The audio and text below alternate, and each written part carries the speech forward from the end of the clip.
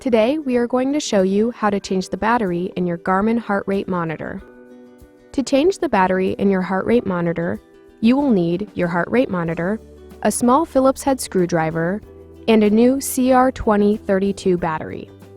Start by removing the HRM module from the strap, or for some straps, remove the seal around the module.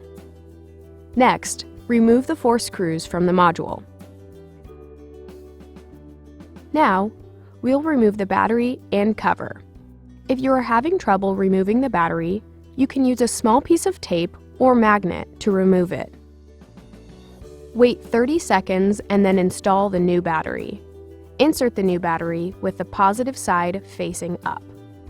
Make sure that the O-ring gasket is in place and not damaged.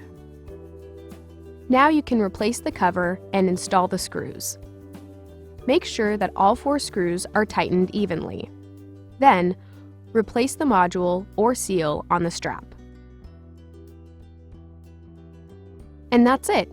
You can now replace the battery in your heart rate monitor. Thanks for watching. For more help, visit support.garmin.com.